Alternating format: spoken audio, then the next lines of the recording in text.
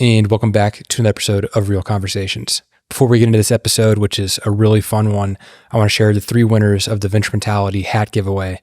Thank you to everyone who participated. It was great support, and I really appreciate it. But the 3 winners are none other than Dane Laughlin, Austin Rimple, and Clayton Durr. I'll be sending you your guys' hats. I'll DM you or text you or figure that out, but you guys will be getting your hats. I really appreciate your support. Thank you to everyone who supported over the last 4 years. This episode is with Todd Anderson. It's a super fun one, but I do want to point out, we tested out a couple new things with audio. We were experimenting with some new segments. It was really exciting and a ton of fun, but if you do notice an audio difference, it's just because of the little bit of an experiment that we were doing. So please bear with us. I don't think it was too big of a difference, but you may notice a little one. But this episode's a lot of fun, and I hope you guys enjoy it. So without further ado, here's the episode.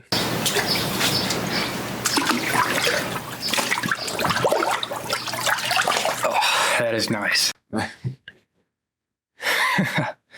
right. And welcome back to another episode of Real Conversations. I'm your host, Jacob O'Connor. Real Conversations is a podcast for those dedicated to doing hard things and living a meaningful life. This belief is perhaps best encapsulated by a quote from the great Teddy Roosevelt. It is not the critic who counts, not the man who points out how the strong man stumbles, nor where the doer of deeds could have done them better. No, the credit belongs to the man who is actually in the arena. With that being said, welcome back to another episode of Real Conversations. And today joining me is none other than Todd Anderson. Hey, what's up? Chili. Oh, piece of cake. What's up, man? Dude, this is fun. It is fun. We'll see how long we last. Yeah. So if you guys are watching the video, obviously we're not at the podcast studio. We are here in Nashville at Todd's house. Kind of the opposite of the podcast studio. Yeah. Actually, we're in an ice bath right now. If you're wondering, you probably heard the splashing. If you're wondering what's going on. Yeah. We're sitting in Edge Theory cold tubs right now. Yeah. And they're set to what, 39 degrees? I think 37. We'll see. It's a little warm outside though. Whew, that's a good one, man. Yeah. So Todd is a former football player. He played for Michigan State and then spent some time in the NFL. And then now he's a sleep and recovery expert. Yeah. I mean, super passionate about sleep and recovery just because it's like the one thing that kind of, elevates everything in your life. Yeah. I mean, literally relationships, health, wellness, mindset. We've talked about this a lot, like the depth of conversation that you have, especially like we just hit a really good sauna session and we were talking the entire time and it was such good conversation. Yeah. I feel like it's rare. Like if you literally like look back on an entire week to have that amount of time and that depth of conversation is pretty rare nowadays, maybe less than a handful of times in a week, I would say. Yeah.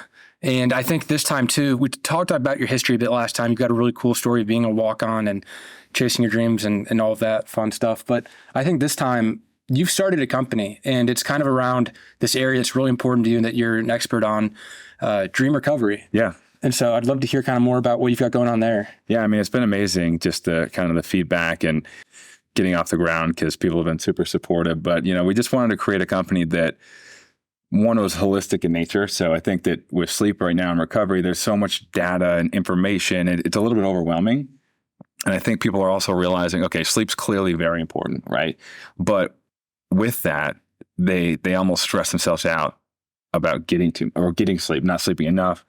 And I think that, the pendulum is kind of swinging far in one direction. All this data, I want to learn. Sleep's really important, but now it's got to come back to the middle where people need to have a good relationship with sleep and really like maximize the quality of their sleep and look forward to going to sleep and not think too much about it. So we're trying to do products that one, really support the quality of your sleep, and then two, from a psychological standpoint, decrease that stress and just let you relax and turn off.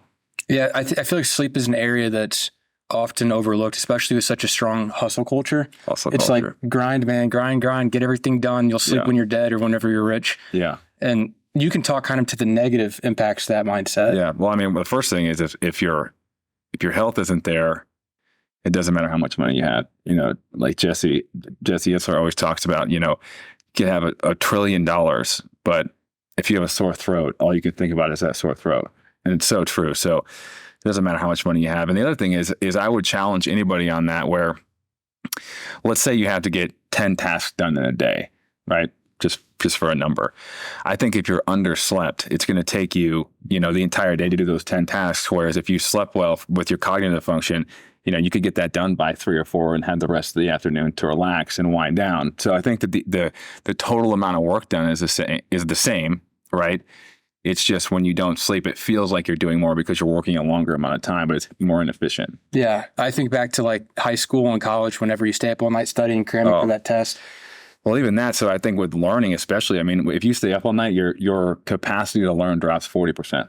Really? So, if you think about, you're going to have to basically study twice as long, whereas you're probably better off just sleeping and getting up, or, at least like scheduling it in normal hours, because you're going to retain way more. And you definitely, with learning especially, you need to bookend learning. So the sleep before is very important, but also the sleep after. So a lot of people will wake up right before the test and study, but to retain that information, the sleep after you study is very crucial. So you'll actually retain more if you go to bed, wake up and take the test, and if you go right in from studying to the test, which a lot of people wouldn't think. That's crazy. Do you think that using stimulants like caffeine and energy drinks actually help you retain that information if you're getting proper sleep, or do you think they hurt? Yeah, no, I think definitely in the right setting. I think it's just a balance of when you're taking it, how much, is it affecting your sleep? If it's not, you can do it in a way where caffeine can be a really positive thing, but I would say most college students aren't. Like taking it to stay up at night to study more is probably not working very well. I mean, you're probably retaining 20 or less % of that information you're going over. Yeah. All right. I think we're going to transition this part out of the cold tub. Nice. Yeah. So if you notice, we just made a smooth transition from the ice bath to Todd's couch. Yeah. Still not shaking. So that's good. Yeah. It got a little bit chilly, but that was a fun way to start the podcast. I think we were last talking about Dream and kind of what you're trying to do with that. What are some of the products that you guys offer, and what's the thought process behind it? Yeah, so I mean, we started with a sleep mask because, I mean, initially, the motivation was I would do these talks to teams and, education stuff, and then I would always recommend a sleep mask, especially for athletes. Just, controlling variables is very, important to athletes. So, light in a hotel room is very unpredictable. So I'd always recommend sleep masks, and people would be like, what sleep mask should I get? And I never had an awesome answer. So we started there because I think a sleep mask is something that's often looked at I don't want to say feminine, but it's kind of like a plush, luxury, fluffy item a little bit. And so I think that, we're trying to position it look, there's science behind this. It works. And it's kind of geared towards athletes and people that are looking to really conquer the day, but then take care of themselves at night. And that's kind of what we're trying to push. And the psychological value of a sleep mask is far superior than the actual physiological mechanisms, because when you put a mask on, you're committing to shutting down. And I think especially as someone that's younger, everyone's on Snapchat, Instagram, social media, people often scroll till they fall asleep, which prolongs the process immensely. So I think that just the commitment of going to sleep is undervalued. So as someone who's a former collegiate and professional athlete, understands the value of sleep, has looked into the research, what does your nightly routine look like? Yeah, so I always say that I do something that often I don't recommend and I don't promote, and that's I do have a TV in my bedroom, and I watch an episode of a show with my wife every single night. What show? It depends. I mean, we try to. I'm horrible at shows. I don't put in the effort to get into a new show. We were watching White Lotus for a while, but always Friends are always a good one in the office. But really, it's a time for us to kind of connect, unwind, talk a little bit. So that time's always been very special to me, and I really look forward to it. So, the mild or the small amount of negative impact it has on my sleep, it's that outweighs the negative impact. I think that's important with sleep is you have to be a normal human. You have to have good relationships. And so when anytime health and wellness information starts affecting your social and your relationships, that's probably time to reevaluate what's most important, because, at the end of the day, when they look at all the buckets of wellness, social connections is the number one indicator of longevity. So if you're taking away from that, even though it might be the healthy thing to do, it actually could be, making you less healthy, even though it doesn't seem like a healthy action. Yeah, you want to have guidelines, but you don't want to be so stringent. If you go to bed at 9 o'clock every night and you wake up at 5 or 6 every day, but you're hanging out with your friends and it's 9:15, you're I have to leave. Right. And then they end up having an amazing time for the next hour. That's probably not worth it. Yeah, 100%. But I mean, my nighttime routine, me and Katie usually do the sauna, and I try to get in there around 7:45 or 8. We usually do like 20 minutes, and then I'll just shower off. I don't do the cold after the sauna at night. And then, we'll kind of finish things up. And I like to be like starting the process like upstairs of, brushing teeth, stuff like that around 9. That's usually the goal. I take some supplements. I'll do like magnesium threonate. Sometimes I do theanine. Those are pretty much the main two. And then what do those do? So magnesium threonate's great. I mean, most people are pretty deficient in magnesium. So, you can do blood work. There's a lot of ways to tell, but, magnesium's pretty relaxing. And then that form specifically is meant to cross the blood-brain barrier. So it's developed by neuroscientists to actually, cross that barrier more easily. So you'll feel more of like a mental effect of that, like a calming effect than most forms. So just like, calms people down for the most part. And then theanine can, help combat some of the, it's a relaxing amino acid, but it's something that can help offset caffeine use as well. Because I'll drink caffeine. I try to do it too late, but yeah. So then once that happens, my favorite thing is I have this Bright Balance bed, which is amazing. It's like an AI mattress, and it has 45 cylinders on each side, right? So you can set a sound to it through a speaker, and then it creates these waves that kind of like help you fall asleep really fast. It's like the bed's moving? It matches the sound. And then the other cool thing is with the same thing, it's called Somnified. That's the thing. So when I wake up, if I want to wake up at 7 a.m., I can set it so at 6:45, those mild little waves start rolling through the bed, and they get more and more intense. And then I kind of really, really softly wake up, before my actual alarm clock goes off. And you don't even realize what's going on because it's very subtle, but it's a really relaxing, nice way to wake up. That's absolutely crazy. Yeah, it's sick. Super sick. I think we're actually doing a giveaway next month. So nice. You heard it here. They are not cheap. So whenever you talk about like sleep and recovery, a big part of it obviously is cold exposure and sauna, like you mentioned. Yeah. How do those play into sleep? I mean, they both have positive effects. I mean, if I were to pick one of the two for sleep, I think the heat is better in general. Hot shower, sauna, a lot of good studies. It helps you get into your deep sleep faster. Also helps you fall asleep faster. The cold there's positive effects on your sleep from the cold, but it's usually earlier in the day because it kind of has like an energizing effect. So I tend to go hot at night, cold in the morning. That's ideal. But, everything I've seen is positive from both of those things. I don't think they've done one with the cold, like really close to bed. But I actually wouldn't, I bet it's not too big of an impact. I mean, recently we thought exercise really close to bed was negative for sleep. And then new studies came out and it's actually showing it can be really good right prior to exercise or prior to bedtime. So, always learning. And, in the grand scheme of it, there's not that much research compared to other parts of wellness and health and longevity. So, staying up with that stuff, changes day by day. Yeah. I will say, I think my favorite time to ice bath is maybe 2 hours before I go to bed. Oh, really? I don't know why. I'm cold and it starts to it's calming for me. Yeah. Like an ice bath for me is like, it kind of shuts my brain down and gets me ready to just go to bed. Yeah, I get that. And the sauna's hard for me sometimes because if I go in too long and it's like really hot, even, so your body will cool you off and then it continues to cool itself off. So usually you tend to cool yourself down faster when you go to bed. But if I get too hot, I feel like it doesn't go away for a while. So sometimes I'll do a little cold dip right before I go to bed, but try not to do too long. Yeah, that was going back to what you said too about how quickly data is coming out around recovery and all of this, I'll call it like this wholeness, this health and wellness area. Yeah. It's exploding. People are buying all these products. It's doing really well. But we look at getting a doctorate or a master's, like some actual credentials behind it. Yeah. I feel like that's so hard because the data is changing so quickly. It is tough. Yeah. I mean, I'm getting my master's, but doing a PhD or something like that, I think the value in that is really learning how to read research and data more effectively. But yeah, as far as how long it takes stuff to get published, and also just some of this stuff, it always starts with conceptual ideas, right? You have this concept of with the sauna, for example, there was this concept that it mimicked, low level cardiovascular exercise, these heat shock proteins, all this stuff was more a conceptual idea that it helped longevity. It takes so long to get things published and do these studies that, you kind of have to go out on a limb a little bit in the beginning.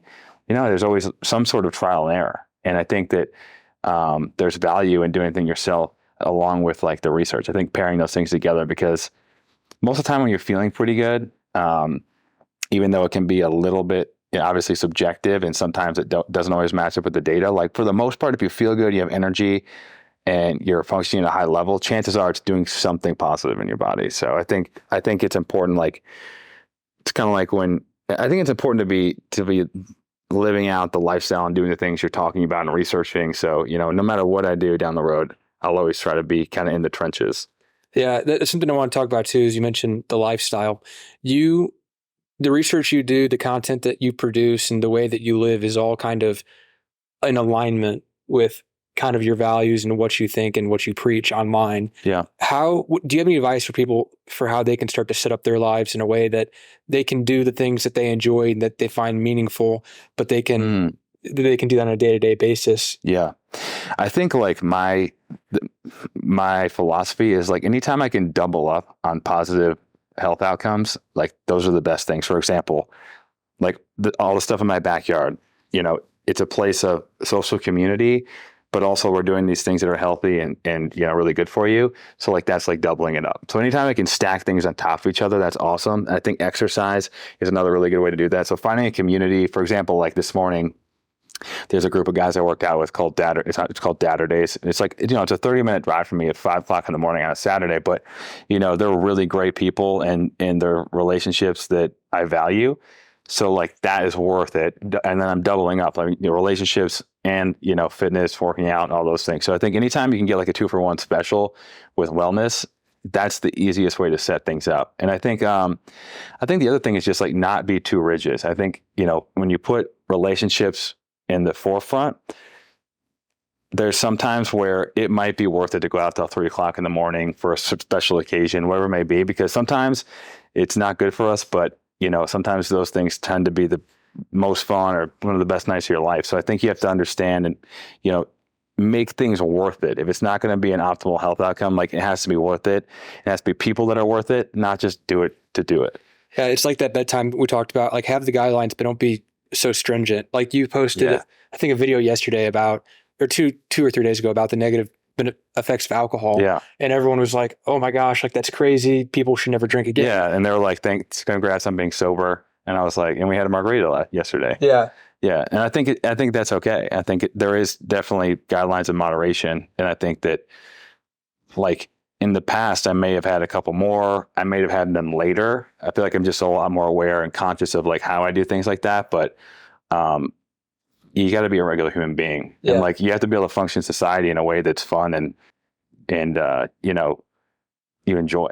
Like, I mean, there's nothing else to life than that. So you have to be a little bit rounded on your corners and not so rigid. Yeah. The tagline for the podcast is do hard things and live a meaningful life. For sure. And I think those two things go hand in hand. I think through difficult challenges and having to go through some adversity, you can live a meaningful life, but it's also the balance of, I did something hard. Let's go do something fun. For sure. Let's make some good memories together, whether it's through struggle or in a different way. Yeah. And hard things can be fun, for sure, and meaningful. But a person that's just going on 100-mile runs just to do it by themselves, not helping anybody, not building any relationships, like, that doesn't seem meaningful to me. I said, you're taking a shot at me? Yeah. I said 100-mile run. It's not 64. Okay. No. Wow. Hopefully this comes out after I was going to say, I will hopefully completed the 100 miles. I have full faith in you. Thank you. Yeah. What I like to is, if you've seen pictures or videos online of Todd's setup back here, it's obviously a much different lifestyle. He's got the hot tub. He's got 4 ice baths. He's got the Sisu sauna. Like, what I like about this is it scales. Like, you're about building community and recovery. But if you look at maybe some college kids like John and I, we just graduated, and we don't have the necessary money to go buy all this different equipment and that kind of stuff. Yeah. And so what we're able to do is, like, every Friday we run 5 miles with our friends, and then we bought a 110-gallon livestock trough for $100. They're sick. And you get $12 worth of ice, and you put it in there, and there's your recovery session. Yeah. So it scales based off. I feel like people want to put up a wall of, well, I don't have the money to go do that or whatever. You can scale it down. For sure. I mean, I get that comment a lot about the ice baths. And I do think that is frustrating, even for me. I think cold exposure we got to figure out a way to make it more accessible. And I think that, it is tough right now. It's expensive. Even with the ice, it's not easy. But yeah, I mean, ice, water, working out. I mean, I think running has been a new thing in my life, but it's there's usually a way to do it, even on like local YMCA's, things like that. I think it's just getting a group of people together that are willing to like try something new, and you have to be really intentional. Like it's not easy to do those things, but if you put a little effort in, you can create a pretty good environment with like little, resources. Yeah. And Those troughs also super underrated. Like Tractor Supply. Yeah. They're like the shape and the size are ideal. It fits John. I mean, he's a pretty big guy. Yeah, I mean, it's tight, but it fits him. Yeah, he's yoked over there. So I know. Yeah, John's behind the camera. Shout out, John. Yeah, but no shirt on. He just got out of the ice bath. Yeah.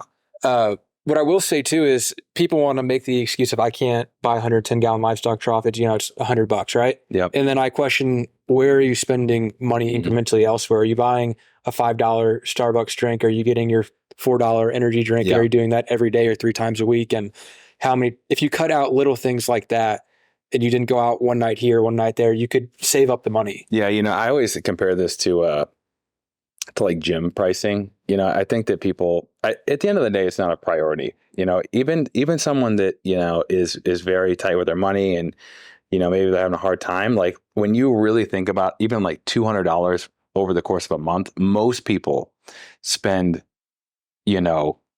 Starbucks 3, 4, 5, 6, 7, 8 times. Like there's a lot of money that leaks out from the average American. So I think it really is prioritizing thing. And I'm not one to preach on that because I'll spend money on some of the dumbest things that I have. You can ask Katie about that sometime. But I think that like if push came to shove it, I was like, I can either get ice or, Starbucks. Like it'd be a no brainer because I truly do prioritize that. I think most people, they're just not fully bought in, or it's not something they fully value, right? They value the other thing more, which is fine. But I think once people experience it, that might change. Definitely an experiential thing. Like you can't tell someone how great it is. It actually looks horrible. Yeah. Well, and you put your time and money into things that you prioritize. And I think that's kind of like a rude awakening. For at least myself, it's like, I don't have time to go do this. I really wanted to, or I can't afford that. It's like, what am I spending my time and money on right now? And is that my real priority? Yeah. I think a lot of people don't think about that until really late in life. And you'll get a lot of regrets because I don't think people really take a step back and look at what do I truly value? And if I did have, all the money in the world, what would I do? Because oftentimes you can do whatever that comes to your mind. Like if you're like, tomorrow I wake up, boom, I have, infinite amounts of money. What would I do? What would I change? Where would I live? Who would I be around? Who would I spend my time with? Like if that's a drastic difference from where you're at, if you fast forward 30 years down the road, you're probably not going to be happy where you end up. Yeah, it's like a 1 degree change on a golf swing affects the ball over 300 yards. 100%. That's the 30-year difference right there. And it's a difficult conversation, but an entirely necessary one. Yeah. I had this conversation too with Jesse and he posed this question of like, I think people have to think about how much is enough, right? Everyone starts something and they're like, I want to sell my company for $100 million, $200 million. And it's like, making $2 million a year consistently and having lower stress might be better than sprinting for this huge exit or trying to just pour your heart and soul into something that takes over your life. Because I think people need to think about like, what exactly do I want and need to feel fulfilled and do everything I want to do? Okay, what's that number? And then think about how much more work, time, effort, stress it's going to take to go above and beyond that. It's not always a race to be the best and the most. It's about, doing the things that you love and you feel fulfilled with. I think that's like living the best life, not necessarily making the most money, and understanding like where that tipping point is. I think he's a great example of that. For people who don't know, who is Jesse Itzler? Yeah, I mean, well, first off, he's an amazing human being. I think that's the most important thing. But, he started Marquis Jet, sold that to Warren Buffett, started, Zico coconut water. Now he's running All Day Running. Just, somebody that just, has ideas and executes on them. And I think a lot of people have ideas, but he's somebody that just gets it done. It's really cool to watch, and just an awesome dad, just all around inspirational guy. Yeah. And he does he just biked across America with a group of friends, and he's someone, I've learned a lot from him. I think, a lot of the I guess, self-reflection I've had especially over probably the last 2 years, have kind of been motivated by him, or at least he's posed some of the questions that make me think. And I think it's made me really reassess where I spend my time and what I want to do. And it's been awesome just having clarity in some of those places. And as you analyze those thoughts, if you had to say right now, what is it in life that makes you happy? I truly love like helping somebody and just talking about like changing the impact or the trajectory, that 1%, like if you can have an impact, or you can change that trajectory even slightly, I love to see that. And see 10 years down the road, like maybe possibly how that's impacted their life. It's super fulfilling. And I do love helping people feel better. I think social media gets a bad rap a lot of times, but when I get a lot of messages about people who really turn their life around, maybe relationships around, just from their sleep and how much that's impacted their mood of well-being. I mean, that's super fulfilling, and that's motivating to keep doing stuff and helping people. And like I told you earlier, it's like I may misquote a research article, I may misquote a statistic, but I try to come from a place that is just really trying to help people and give them information, education on how to feel better and kind of optimize your life and make these decisions like we're talking about. I think that intentionality really matters. You're not coming from a place of, I want more followers, I'm trying to sell more sleep masks. It's like you actually want to help. And I think that is a hard balance, because now that I am selling products in the sleep space, hopefully people can feel through, like I'm really not a salesman. And like when I talk about even sleep masks, obviously, like I do think our masks are great, but like I'm not saying this to be like, buy our mask. Like I genuinely think people should try any mask. There's some awesome masks out there, and there might be some that are better than ours, and for certain people, there's different needs and wants. But at the end of the day, like I truly don't care that much about that. I do love helping people, but a lot of people say that. And so hopefully it's felt to some extent. Yeah. Well, it's really cool to hear you say that too, because like after the first podcast, John and I got to hang out with you, and now we're staying with you for a couple of days, and you've just been like the most gracious host. Like It's been such a fun time. We've had so many great experiences, good conversations, and to see you walk the walk and actually, talk the talk. It's cool. Yeah. I mean, you get good people around. Like I love having you guys here. I love having people over, and that's half the reason we got this house, because there's place for people to stay in the backyard. And, I'm somebody that really does love like being around people and connecting with people. And it's cool, like just when you meet people from all over the place. And I feel like you kind of take away like positives and learn things from everybody. So I think the more interactions and experiences you can have, the more you're going to learn throughout your life. Yeah. Meaningful though, because it's a lot different on a surface level. But now, like we spend a lot of time together, like you get to really know somebody. Yeah. So it's fun. It's super cool. What was I about to say? Oh yeah, following that same thought train, like you spend a lot of time traveling. We were talking about that yesterday. Yeah. And you're cultivating relationships and you're trying to have those experiences. Is travel something you value, or is it just a means to get to hang out and to meet those people? Yeah, I don't really value travel that much, honestly. I do like, now that we're here, I really enjoy being home. So if I am traveling, it's something I really want to do, or it's somebody I care about. Obviously there's always obligations, but I would say, let's say I take 100 flights this year, which is probably what it'll be around. I would say, 80 of those is stuff that I'm really looking forward to doing. And 20 is like some type of obligation. But a lot of time the obligations I still enjoy to some extent. But even if you're doing stuff you love, like travel does wear you down a little bit. And it's almost impossible to be super dialed in with like nutrition, sleep, exercise. So, like a month ago, I was kind of like getting run down a little bit, but it comes back pretty quick. I had a whole week home, which it definitely like reinvigorates me. And, I'm back here all the time, which helps kind of reset. I was going to say, how do you reset and recharge? Is it sauna and ice bath, or is it just watching a movie, or what do you do? I don't watch a lot of like TV and movies or anything, but I love inviting people over. Like I love hosting people. That's your reset? Yeah, for sure. I think it'd be a drain for me. No, I don't know. I just love it. I love getting everybody electrolytes and kind of like when people are having a good time and like, using this stuff and hanging out, like that's like the lowest stress for me. And it's just, I love it. That's awesome. Which is rare. Yeah, I guess that is kind of rare, but just being like home and hanging out, like I feel like, I guess it's not a great thing. I feel a little unproductive. And if I'm not having like a really good time, like I'll want to do something social. That makes sense. One of the things I want to talk about too was relationships, like intimate ones. Like you're married to an Olympic swimmer with a world record. Like you already go really hard at life and you've done some really cool things, but how is it being married to another high performer she's done so much, man? Yeah. Well, I mean, it's definitely an ego check, that's for sure.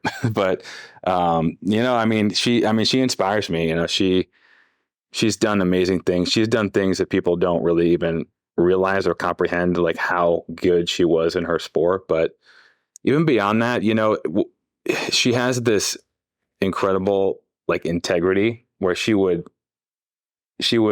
go to the end of the earth to get things done the right way. Like if she has a task, she will execute it and she will die or do it. Like, there's no in between. And I think that's super rare. And I've always admired that from her, but I think it's a blessing and a curse sometimes, right? Like when you're that dedicated to something, it's hard to turn things off. And I think sometimes that can be hard to deal with, from her side, just internally. So, but man, I mean, I'm super grateful. Like we have a great time. She's obviously my best friend, and we're so aligned on so many things. And we weren't aligned on the cold plunge and sauna originally, but now she's all about it. She was against it. She just wasn't about it, I think. But I do stuff just because it feels good. Like I like to run because it feels good afterwards, where she's someone that's needs a purpose for it. Right. But now I think she got so bought in because it helped her mentally feel so much better, have so much energy that, she's pretty much in there every day now. So that's awesome. I was going to ask, you're both very competitive people. What is that? Is that something that you find is a positive in your relationship, or do you guys go after each other? I mean, it's positive until it's a game night, that's for sure. But no, I think it's positive. I think that, I think we push each other to do better things. When I see Katie do something great, or, maybe she gets asked to speak somewhere, or she, gets recognized for something, I'm obviously insanely happy for her, but at the same time, it does motivate me to kind of hold my own. You don't want to be the arm piece at some of these things. You want to be successful. You want to bring value to people. You want to, be driven and looked at in the same light. So, I think it's been a really positive source of, motivation for me. And I had to play a lot more catch up than she did. When you hold world records, I mean, you're kind of set for a while. You're going to have something to talk about for a long time. But, when, I felt pressure to kind of make my own. So, it's been fun. And I think a lot of people would probably see that as a negative, but it wasn't negative at all. It was enjoyable for me to figure out okay, what can I do to make my mark? Well, and it's a level up, you already were on a high level, and then she forced you to have to accelerate a little bit. For sure. I mean, if I didn't meet her, I'm from a very small town in Michigan. A lot of people stay there, which is totally fine. But I didn't know what I didn't know, right? And she kind of pushed me to move down to Naples, and then Miami, Chicago, New York. We got to experience amazing things that I know that if we didn't meet, I wouldn't have done. So we talk about a 1 degree change in a golf swing. That was like a 25-degree change. That was a snap hook to the right. But it's been pretty amazing. It's been a wild ride. With her coming from swim and your background being football, how'd you guys even meet? So I was training for Pro Day. This was 2012. And she was training for the 2012 Olympics. And we had the same strength conditioning coach. And we met, and then she had a boyfriend, and we stayed in touch. And then she was going to Olympic trials. And, I was I just thought it was super cool. I didn't know any Olympic athletes. And she was insanely nice, and I was just very supportive. And I was send me a USA swimming shirt, I'll wear it. She ended up getting sick and not making the team that year, and I was yeah, it was tough. And so everybody was just being it's okay, all that stuff. And I just texted her, I was that sucks, and I'm praying for you, because it's not okay. When people are telling you it's okay, it's I just worked 4 years for something, and it kind of was out of my control and fell apart. There's nothing okay about that. And so she was I'm trying to kill time. And basically she was trying to take her mind off. And I was well, I had a month off before I went to camp for the Rams. We're in Michigan State, partying, hanging out if you want to come. And, when you say that, especially when you're in college, like people don't just like jump on flights the next day. Like that's not like a normal thing. It's usually too expensive too. When you're in college, it's like, basically $10,000 a flight feels like it's that expensive. So she's like, I'll come, this weekend. I'm like, okay, come. And in my head, I'm like, you're not going to come. She's going to cancel. Yeah, you're not going to. Well, I just thought it was like, yeah, I'll come. And sure enough, she shows up. But ironically, I actually had a girlfriend until like the day before. And we got in like a fight. And it wasn't that serious. But and then we hit it off. And that was kind of like, that was it. I was always the guy that was like, I'm never getting married. Like, I'm never going to be able to find someone that I like that much and that I want to spend the rest of my life with. And I could tell within a week. So dude, that's everybody awesome. out there, it's like, you think you're going to have a tough time. And if you're questioning it, there's probably an issue first off. But I was shocked and no turning back from that point. I was going to say, we have about an 80% teenage college age male audience here. So you're preaching to the right crowd. Yeah, man. I literally said it all the time. I tell my mom, like, I don't know how I'm going to find someone. Like, everyone annoys me. There's always something. Like, I would have, like girlfriend things for like a month or so, but it just, wouldn't pan out. And so when it clicks, and you'll know. You don't really have to worry about it. That's awesome. But if you force it too, it's like, I have a friend that's like so analytical about the whole thing, and it's just like, wait, in what way is he analytical? He's just like, I think he always thinks of like the end game, like, okay, right out of the gate, is this girl going to be my wife? Like, and I'm like, dude, just like relax. You'll overwhelm yourself with that. Yeah. And then if you think about it too much, like, you don't even really get to know them, and you're not even like in it. You're just trying to analyze if this is the right thing, but you're not even investing, and you're not even like putting in the effort to build a relationship. So yeah, you're not present. You're just thinking about the long game and not actually enjoying the moment. Exactly. So interesting. Todd, as we start to wrap up here, where can people find you online if they want to connect or learn more? Yeah, I mean, I try to stay pretty up with my Instagram messages. So, Todd Anderson 42. That's where I spend the most time. But, my website is just toddanderson42.com.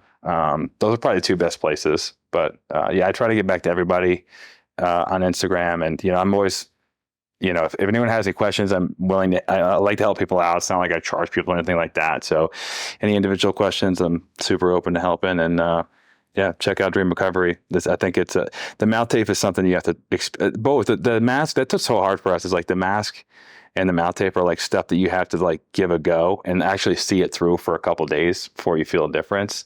I think there's a stigma around it too. It's like, sure. Who tapes their mouth? Like, what? It's super weird. So the first time I ever did mouth tape was a couple of years ago. Katie was on a trip and she came home and I didn't tell her. Like, I didn't think about it. I fell asleep. She got home at like 1 a.m. So I'm like, I'm going to try this. I tape my mouth and I fall asleep. And she got home and she was like, what? She like thought someone was like hiding in the closet, like holding me hostage. So, so we moved on from that. Katie's still not fully bought it on the mouth tape, but man, I feel exponentially better. I've had so much good feedback from people, and just, you don't realize how much breathing out of your mouth impacts your nervous system and just like the filtration of your air, your blood pressure, all these amazing things come with breathing through your nose. So oftentimes, is that big of a difference when you sleep? Oh yeah. And I usually, if I have the mouth tape on, I'll probably wake up one time a night. If I don't, probably like 4 or 5 times. And when I wake up, I feel like, like can you wake up and you feel like I was out? Like when I have the mouth tape on, I feel like I was sleeping so hard. And then, I'm such a mouth breather, but I didn't really know I was a mouth breather, but my mouth is dry and I wake up more often. I feels like I'm just in a light state of sleep. That's crazy. What about the people who feel like they have a hard time breathing out of their nose falling asleep? Yeah, that is tricky. I mean, there's some things you can do with the nasal strips, but like a deviated septum and not being able to breathe out of your nose, like you really should get that looked at. That's not something like to take lightly and be like, I can't breathe out of my nose. Like there are definitely some long-term health impacts. Same with snoring. If you're snoring, like that's not a normal thing. It's not great for you. You need to learn how to breathe out of your nose, because usually snoring is a symptom of apnea, which essentially means you're stopping breathing for a small amount of time, depriving your brain of oxygen in your body. So like long-term health outcomes, especially like neurodegenerative diseases with sleep apnea are really poor. So it's not like just an annoying thing. It's like something you should really address, actually. That's crazy. I never knew snoring was that deep. Yeah, definitely. It's kind of like a sliding scale, it's not like a yes or no thing. It's like, okay, if you're snoring a little bit, it's probably the start of some apnea, but that can progress. And you also don't know how intense that is. So it's always better to be proactive, get things looked at. What do you think of those? I think it's called like a a sleep apnea machine or something? The CPAP? mask? Yeah. Yeah. A lot of people use mouth tape with the CPAP because they go through your nose for the most part, and that will seal it off and create a better pathway. And there's a lot of reasons why, mouth taping is so effective. Some dentists think, the philosophy of orthodontics has changed vastly, where now they're trying to create like a much wider open mouth and allow that airway to open up and allow you to breathe through your nose.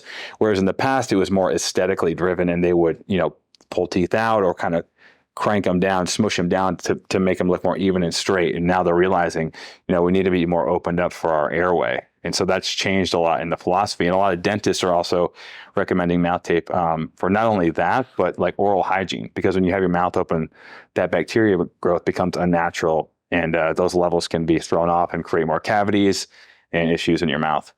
Wow. I would have never thought about that. Yeah. Where can people find Dream Recovery online? Just dreamrecovery.io or on my Instagram. And we do a lot of stuff on Instagram, so that's usually the primary stuff. You guys have so many people posting about it. It looks like it's doing pretty well. Yeah, I mean, it's been really cool to watch. It's fun for me because, with social media, a lot of people, a lot of people. There's a lot of service level connections, but it's cool when people really buy something and support. And then I think a lot of people with the mask, honestly, I've gotten so many messages. A lot of people were like, hey, I just wanted to support you and I got the mask. But then they, a week later, they're like, I don't know how I lived without this. Like legitimately, I can't sleep without the mask. So that's one of those things, just try it. I'm telling you, it's so relaxing. John, isn't that kind of your case? Yeah. Have you been using it? Yeah. Last time I came, we got the proto. Oh, you got we got to upgrade you guys. Definitely. So I use it every night now. Did you ever use them before? No. Dude, it's like, yeah. So I had the same experience where I was like, I don't know. Yeah. Come in. I was like, it's kind of, you've seen sleep masks, right? So it's not a new idea. No, definitely not a new idea. And then it's also kind of, I don't think it was seen as like a scientific way to help sleep. It was seen as like a high maintenance thing. Yeah. And or it's almost like a prestige kind of a thing. Like at the Four Seasons, you have a sleep mask. Yeah. And so then once I did it, and you definitely have to get used to it. But now once I throw it on, I'm like, I'm out. Yeah, it's game over. Because it's not just like it's dark, it's whatever, it's a whole new environment, really. Because when you put that on, you're not looking at your phone. You can't see the light from your phone. You can't see the light from the TV or anything like that. Maybe you could hear things, but it's a whole new environment. So when I put it on, I feel like, okay, my mind is going, okay, it's time for bed. Yeah. It's ready to go. And then what did you do prior? What was your routine before you started wearing the mask? Right before you fell asleep? Not much. On your phone? I would be on my phone. Yeah. I wonder how much faster do you think you fall asleep now? I would say there's a significant difference. Yeah, for sure. Yeah, for sure. I have the same thing, but it's hard to tell people. Right. Yeah. That's why a lot of times, we always will refund people in 2 seconds if they don't like it. Yeah. Just because we want to get people to try it, and there are people that doesn't work great or doesn't fit right. But I actually other than sizing issues and fit, I don't know. I haven't heard anyone that doesn't like it. Just sleep mask's not for me. It's very comfortable. Yeah. I never thought, I don't like things pressing up on my eyes and stuff, but having that little cavity is really nice. We're coming out with our new one we're making. It comes out in we'll see, a couple months. But we've been working on it for a long time because it's really hard to get it right. But it's almost they kind of look like VR glasses where it's it's all cut out, but then it's a lot bigger here. So it's fully blacked out, but then it doesn't touch your face at all, around your eyes. That's so nice. It's going to be sweet. That's going to be. There's companies that do that pretty well, but it's foam. So our thing was how do we get the silk to fit that mold, which is not easy to do. Yeah. So I think we figured it out. That's so exciting, man. Yeah. I love to see what you guys are doing and see the impact it's had on me and stuff. Yeah. It's fun. Cool. Have you tried the tape yet? I've never tried the tape. I'm a little bit worried. Oh, right, actually. You have the septum, right? Yeah. I'm a little bit worried about it. Is the it full blown, you can't breathe out of your one side at all? What do you mean? Do you say you have a septum? Oh no, I thought that was no. Did you say that? Oh, there's someone this morning, one of the guys. Gotcha. Yeah. What are you worried about? I don't know. It's just the feeling of not being able to open my mouth. It's weird. It is weird. So the tape, it's a 2-way stretch instead of a 4-way. So it stretches side to side, but not up and down. So if you like really aggressively open your mouth, it'll pop open. Gotcha. So it's not like if it was Like stretchy, restricted, it would be like like you wouldn't be able to like get it off. But it's intentionally like that. And then like I mean the thing is though, if you just sit there and just breathe out of your nose, you're totally fine. So often if someone's like a little nervous, I recommend like just putting some on and watching TV. Yeah. And try to like forget about it. And then you'll realize like you're totally fine. Yeah. That makes sense. But it is, I mean, it's a weird concept. Yeah. And it's also like you can talk yourself into thinking you can't breathe easily. The mind is powerful. I've heard of people doing it while they run and stuff too. Yeah. Yeah. For like Which is kind of zone 2 cardio. interesting. Yeah. That's hard, dude. I've done rowing workouts like that. And like, that is hard for me. Yeah. That's very uncomfortable. Any sort of cardio or anything like that is going to be Some very people are difficult. really good at it. Like Mark Magna, he's one of my buddies. He owns Anatomy in Miami. And dude, he used to get after it with the mouth tape on. And I'm just a baby, apparently. Just like mess with my mind. Yeah. Yeah. So No, I mean, that's cool to hear, though. I'm interested to try it out and just to see, like, is it something that I would really like? Do you snore at all? Not that I know of. I Yeah, you think probably so. don't know. Yeah. guess But I you think I do try it. breathe out of my mouth, though. I usually wake up. Do you? Yeah. I think sore you'll be throat sometimes. Oh, dude, it's gonna be awesome. What if you have like a cold or something in your Well, nose? don't do it. Well, I was just wondering, is it like something you just push through? You know, so like if you're don't push through it. No, but when I have a cold, that's even worse because I'm really conscious. But like just put it on, and if you feel restricted, then don't wear it that night. You Yeah. know, like if it's any stuffiness. I mean, it's not like you have to do it every single night or it doesn't count. You can do it a couple times, but I think you'll be surprised like how I don't feel a difference like falling asleep. It's just like when I wake up, I can just tell I was like sleeping hard. Yeah, I love that feeling. It's the best feeling. It's so great. So you probably felt like that this morning after you had a couple cocktails. Yeah, I felt pretty good this morning. Woke up. It I was all dark thought you in guys were there. gonna be out. Like so, like when I wake up, it'll tell me like when there was like motion. Yeah. Not that it was gonna be like 3:00 in the morning for sure. No, we turned in early. We were out early though too. Nashville will get the This- best of you. You know? Yeah. Yeah. Broadway's fun. Broadway's a fun little spot. I like Broadway because it's like there's a lot of crazy places like New Orleans and stuff, but Broadway, everyone's in a pretty good mood and nobody's like fighting. It's clean. Yeah. It's not like it's pretty good vibes. Plus you get good music. It's just Yeah, everyone's like there to have a good time. No Yeah. one's trying to like get into anything weird. for sure. But yeah, Nashville's a cool spot. I really like this area actually. I never knew if I would want to live in a place like Nashville. I'm more of a northern guy. I'm sure Yeah. you're familiar Why do you with. say that though? I like the snow. I like my change You in like the seasons. snow? Well, I like the but it'll snow here. Like a couple times. couple times. But I mean, Yeah. it's cold enough where like in the winter, it's like you're wearing like a jacket and jeans. It's not Yeah. like it's like 1,000 degrees all the time. Yeah. I guess it's probably not as I mean, you're in drastic St. as I Louis. That's think. like the same thing. Yeah. But we get quite a bit of snow in St. Louis. Wichita gets a lot of snow in Kansas. We didn't get much at all this year, though. No, not this. But it's not like you're like in Michigan. Yeah. That's a different animal. I've always told myself I would want to go to Minnesota Really? there. So So you they get really a like- lot of snow. Do you ski and stuff or no? I have before. So I'm not no. good. So you just like the the snow. I just like the snow. I always grew up with it. Grew up kind of close to Chicago, so it was northern and had a lot of I snow. love back Chicago. when I was- Chicago wasn't so cold. I think it'd be the best city in the United States. Really? Oh, I've in only the done summer, it- dude. The summer, like, 'cause in Chicago, like when it's nice in the summer, everyone's like, "Oh my god, it's nice outside. I'm gonna make the most of this day." Yeah. Whereas like Miami, everyone's like, "Oh, it's just another day." Or LA, it's like every day is like that. Yeah, there's no change in season to No. kind of get you to appreciate the good days. Yeah. That's for sure. Plus St. Louis, is, are there good days in St. Louis? I don't know. Well, Downtown's pretty. yeah. They're making it a lot better though. Are they? They're making some really good changes and Cardinal Stadium's nice. yeah, Busch Stadium's there.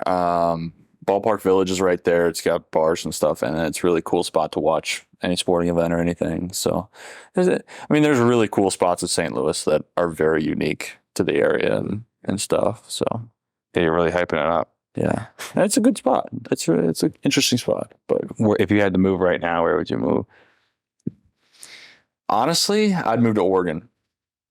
Have you spent a lot of time out there? My sister got married out there last October, and we took a family vacation there a couple years ago. Hmm. Just loved the area. Love the trees, all the evergreen stuff. Where would you move? Yeah, I kind of just. No, you're good, dude. This is fun. We only have 2 mics, so we have to rotate just like with Logan Mize. But I don't know. I'd want to go to like Utah, but I also want to go to Colorado. But I'd also love to try out New York for a couple months or Florida for a couple months. I think New York is one of those places like everyone should live there once in their life. I was only there 2 years, and I was there when COVID hit, which was that's I guess a good story later in life. But New York is so unique. There's nothing like it. I love it, and we almost moved back there. But it's also like the lifestyle is just so much different that I couldn't do it. Well, as I think about being like an involved human being, you'd have all these different perspectives and these different memories and lives that you've lived. And I feel like New York is so much different. I've always been in the Midwest. Yeah. So New York would be such a different change as well as living somewhere west. So it'd be cool to bring all those together. For sure. Yeah. I think New York is like the first 6 months is tough. Like there's a lot of adjustment and you got to get used to the people. And people aren't mean. They're just direct and usually busy. But they're not like that. The Midwest kind of has that like surface level nice. Like people are nice and polite, but it's not always, it doesn't mean they're actually nice. Yeah. New York's just a little more like direct and like upfront. But man, like there's so many cool, unique, like New York, if you're in a smaller place, even like St. Louis, Chicago, like there's like really nice high end stuff. And there's like you're older and it's like very kind of generic. Like New York, you'll have like the most amazing pasta place in like this dumpy old building. Like you just like don't know. And there's so much like, to explore and stuff. Yeah. And then also just, the opportunities in New York are wild because it's kind of the sign of the world, so somebody's doing something cool and it's really easy to meet people and kind of connect the dots.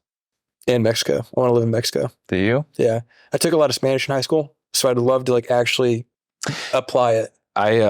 So we went on our honeymoon to Mexico, and the week before, Allie chewed the corner on my passport. Oh, there's like a little cut, no big deal, because the passport number's on the top and the bottom. So we got there, and they're scanning Katie's, and it wouldn't scan because the thing was there. So the lady's like, "Hold on 1 second," comes back. She's like, comes back, completely different tone. She's like, "All right, come with me." Take us all the way back in this like. Customs type thing. Guy comes out, full military gear, AK-40 or like a M16 on his back. He's like, "All right, come with me." He had like all these like accolades. Make Katie stay. They pull me back, way back into this like back room. Literally walk in the room, hanging light, 2 aluminum chairs on the table. No way. And I was like, oh my gosh, like, okay. And it was our honeymoon. I had a couple mimosas on the plane. So that was good. It loosened me up a little bit.